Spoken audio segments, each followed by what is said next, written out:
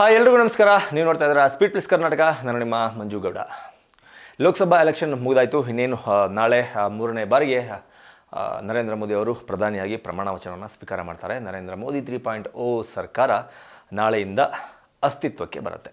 ಆದರೆ ಕರ್ನಾಟಕದಲ್ಲಿ ಈ ಲೋಕಸಭಾ ಎಲೆಕ್ಷನ್ ಮುಗಿದ ನಂತರ ಕಾಂಗ್ರೆಸ್ನ ಹಲವಾರು ನಾಯಕರುಗಳಿಗೆ ನಿನ್ನೆ ಕರ್ನಾಟಕಕ್ಕೆ ಬಂದಿದ್ದಂತಹ ನಾಯಕ ರಾಹುಲ್ ಗಾಂಧಿ ಸರಿಯಾಗಿ ಕ್ಲಾಸ್ ತೆಗೆದುಕೊಂಡಿದ್ದಾರೆ ಎನ್ನುವ ಮಾಹಿತಿಗಳು ಒಂದಷ್ಟು ಹೊರಗಡೆ ಬಂದಿದೆ. ಏನಂತ ಕ್ಲಾಸ್ ತೆಗೆದುಕೊಂಡಿದ್ದಾರೆ, ಯಾಕೆ ಕ್ಲಾಸ್ ತೆಗೆದುಕೊಂಡಿದ್ದಾರೆ, ಒಳ್ಳೆ ಪರ್ಫಾರ್ಮೆನ್ಸೇ ಮಾಡಿದ್ದಿಲ್ಲ ಕಾಂಗ್ರೆಸ್ ಅಂತ ನೀವು ಯೋಚನೆ ಮಾಡೋದು ಆದರೆ ಕಾಂಗ್ರೆಸ್ ಪರ್ಫಾರ್ಮೆನ್ಸ್ಗಿಂತ BJPಯ ಪರ್ಫಾರ್ಮೆನ್ಸ್ ಈ ಬಾರಿ ಚೆನ್ನಾಗಿದೆ ಅನ್ನೋದು ಎಲ್ಲರಿಗೂ ಗೊತ್ತಿರುವ ವಿಚಾರ. ಜಸ್ಟ್ ಬಿಕಾಸ್ ಆಫ್ ನಂಬರ್ಸ್ನ ನೋಡಿದಾಗ BJP 17, JDS 2, 19, ಇನ್ನು ಮಿಕ್ಕ 9 ಸ್ಥಾನಗಳನ್ನು ಕಾಂಗ್ರೆಸ್ ಪಡೆದುಕೊಂಡಿತ್ತು. ಕಳೆದ ಬಾರಿಗೆ ಕಂಪೇರ್ ಮಾಡಿದ್ರೆ ಕಾಂಗ್ರೆಸ್ನ MP ಗಳ ಸಂಖ್ಯೆ ಕರ್ನಾಟಕದಿಂದ ಈ ಬಾರಿ ಹೆಚ್ಚು. ಕಳೆದ ಬಾರಿಗೆ ಕಂಪೇರ್ ಮಾಡಿಕೊಂಡ್ರೆ BJPಯ MP ಗಳ ಸಂಖ್ಯೆ ಈ ಬಾರಿ ಕಡಿಮೆ. ಆದರೂ ಸಹ ಕಳೆದ ಬಾರಿಯ ಕಂಪ್ಯಾರಿಸನ್ಗೆ ಹೋಗೋದಕ್ಕಿಂತ ಹೆಚ್ಚಾಗಿ ಈ ಬಾರಿಯ ಕಂಪ್ಯಾರಿಸನ್ ಅಂದರೆ ಕರ್ನಾಟಕದಿಂದ ಜಾಸ್ತಿ ಸೀಟ್ಗಳು ಬರಬೇಕಿತ್ತು. ನಿಮ್ಮದೇ ಗ್ಯಾರಂಟಿಗಳನ್ನು ನಂಬಿಕೊಂಡು ದೇಶದಲ್ಲಿ ನಿಮ್ಮ ಸ್ಟ್ರಾಟಜಿಯನ್ನೇ ಕಾಂಗ್ರೆಸ್ ಯೂಸ್ ಮಾಡಿತ್ತು. ಅದರ ಜೊತೆಗೆ ಕರ್ನಾಟಕದ ಜನತೆಗೆ 5 ಗ್ಯಾರಂಟಿಗಳನ್ನು ಸಹ ಕೊಟ್ಟಿತ್ತು. ಅದರ ಜೊತೆಗೆ ನೀವು ಯಾರಿಗೆಲ್ಲ ಹೇಳಿದ್ರಿ ಅವರಿಗೆ ನಾನು ಟಿಕೆಟನ್ನು ಕೂಡ ಕೊಟ್ಟಿದ್ದೆ. ಆದರೂ ಸಹ ಡಬಲ್ ಡಿಜಿಟನ್ನು ನಿಮ್ಮ ಕೈನಲ್ಲಿ ಕ್ರಾಸ್ ಮಾಡೋದಕ್ಕೆ ಆಗಲಿಲ್ಲ. ದೊಡ್ಡ ದೊಡ್ಡ ಘಟಾನುಘಟಿ ನಾಯಕರುಗಳು ಇವರನ್ನು ಸೋಲಿಸೋದಕ್ಕೆ ಸಾಧ್ಯನೇ ಇಲ್ಲ ಎನ್ನುವಂತಹ ನಾಯಕರುಗಳನ್ನು ಕೂಡ ಸೋಲಿಸಿದ್ದೀರಾ ಎನ್ನುವ ನಿಟ್ಟಿನಲ್ಲಿ ಒಂದಷ್ಟು ಖಡಕ್ ಆಗಿರುವಂತಹ ಕ್ಲಾಸ್ಗಳನ್ನು ರಾಹುಲ್ ಗಾಂಧಿ ನಿನ್ನೆ ಕಾಂಗ್ರೆಸ್ ನಾಯಕರಿಗೆ ತೆಗೆದುಕೊಂಡಿದ್ದಾರೆ ಅಂತ ಹೇಳಲಾಗ್ತಾ ಇದೆ. ನಿನ್ನೆ ರಾಹುಲ್ ಗಾಂಧಿ ಅವರು ಬೆಂಗಳೂರಿಗೆ ಬಂದಿದ್ದರು. ಅಂದರೆ ಕಳೆದ ವಿಧಾನಸಭಾ ಚುನಾವಣೆಯ ಸಂದರ್ಭದಲ್ಲಿ ಕಾಂಗ್ರೆಸ್ ಪಕ್ಷ BJP ಪಕ್ಷದ ಮೇಲೆ 40% ಕಮಿಷನ್ ಎನ್ನುವ ಆರೋಪವನ್ನು ಇನ್ನು ಮಾಡಿತ್ತಲ್ಲ, ಅದರ ವಿಚಾರಣೆಗೆ ಅದರ ಸಲುವಾಗಿ ಕೋರ್ಟ್ನಲ್ಲಿ ಒಂದು ಕೇಸ್ ಇತ್ತು. ಅದರ ವಿಚಾರಣೆಗೆ ಬರಬೇಕು ಅಂತ ಹೈಕೋರ್ಟ್ ನಿನ್ನೆ ಆದೇಶವನ್ನು ಹೊರಡಿಸಿದ್ರಿಂದ ನಿನ್ನೆ ಸ್ವತಃ ರಾಹುಲ್ ಗಾಂಧಿಯವರೇ ಬಂದು ಕೋರ್ಟ್ನಲ್ಲಿ ನಿಂತು ಜಾಮೀನನ್ನು ಪಡೆದುಕೊಂಡು ವಾಪಸ್ ಹೋಗಾಗಿದೆ. ಈ ಗ್ಯಾಪ್ನಲ್ಲಿ ಬೆಂಗಳೂರಿಗೆ ಬಂದಿದ್ದಂತಹ ರಾಹುಲ್ ಗಾಂಧಿ ಕಾಂಗ್ರೆಸ್ನ ಎಲ್ಲ ನಾಯಕರನ್ನ ಕೂರಿಸ್ಕೊಂಡು ಮಾತನಾಡಿದ್ದಾರೆ. ಏನಂತ ಮಾತನಾಡಿದ್ದಾರೆ? 9 ಸ್ಥಾನವನ್ನು ಗೆದ್ದಿದ್ದೀರಾ, ಡಬಲ್ ಡಿಜಿಟ್ ಗೆಲ್ತೀವಿ ಅಂತ ಹೇಳಿದ್ರಿ, ಕಾನ್ಫಿಡೆನ್ಸ್ನಲ್ಲಿ ಕೂಡ ಇದ್ರಿ. ನೀವು ಹೇಳಿದ್ದ ಅಷ್ಟೂ ಜನಕ್ಕೆ ನಾವು ಟಿಕೆಟನ್ನು ಕೊಟ್ಟಿದ್ವಿ. ಅಂದರೆ ಅದರಲ್ಲಿ 9 ಜನ ಸಚಿವರ ಮಕ್ಕಳು ಅಥವಾ ಸಚಿವರ ಮನೆಯವರು, ಸಚಿವರ ಸಂಬಂಧಿಗಳೇ ಇದ್ದರು. ಆದರೆ ನಿಮ್ಮ ಕೈಯಲ್ಲಿ ಅವರನ್ನೇ ಗೆಲ್ಲಿಸಿಕೊಂಡು ಬರಲಿಕ್ಕೆ ಆಗಲಿಲ್ಲ.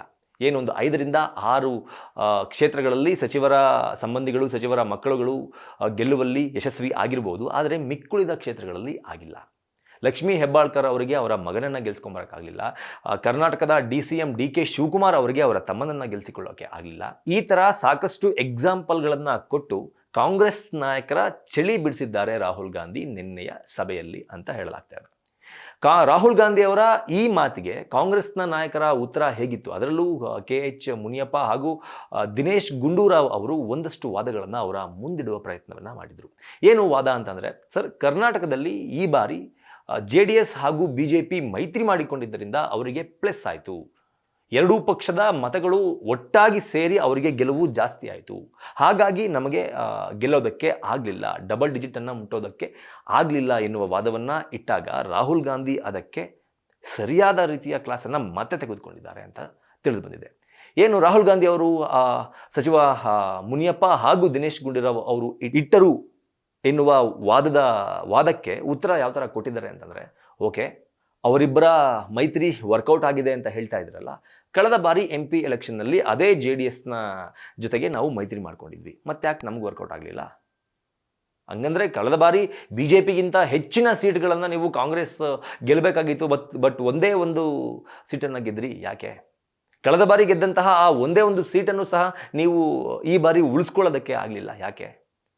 ಮೈತ್ರಿಯ ಕಾರಣವನ್ನು ಕೊಟ್ಟು ನೀವು ಮೈತ್ರಿಯ ಕಾರಣಕ್ಕಾಗಿ ನಮಗೆ ಸೋಲಾಗಿದೆ, ಮೈತ್ರಿಯ ಕಾರಣಕ್ಕಾಗಿ ಅವರಿಗೆ ಗೆಲುವಾಗಿದೆ ಅಂತ ಹೇಳೋದಾದರೆ, ಕಳೆದ ಲೋಕಸಭಾ ಎಲೆಕ್ಷನ್ನಲ್ಲಿ 2019ರಲ್ಲಿ ಕಾಂಗ್ರೆಸ್ ಹಾಗೂ JDS ಮೈತ್ರಿ ಇತ್ತಲ್ಲ, ಅವಾಗ ಯಾಕೆ ಒಳ್ಳೆ ಪರ್ಫಾರ್ಮೆನ್ಸ್ ಬರಲಿಲ್ಲ ನಿಮ್ಮ ಕಡೆಯಿಂದ ಎನ್ನುವ ಉತ್ತರವನ್ನು ಕೊಡೋದ್ರ ಮೂಲಕ ವಾದವನ್ನು ಮುಂದಿಟ್ಟಂತಹ ಕೆಲವು ಸಚಿವರಿಗೆ, ಶಾಸಕರಿಗೆ ಬಾಯಿಗೆ ಬೀಗ ಹಾಕಿಕೊಳ್ಳುವಂತೆ ಮಾತನಾಡಿ ಹೋಗಿದ್ದಾರೆ.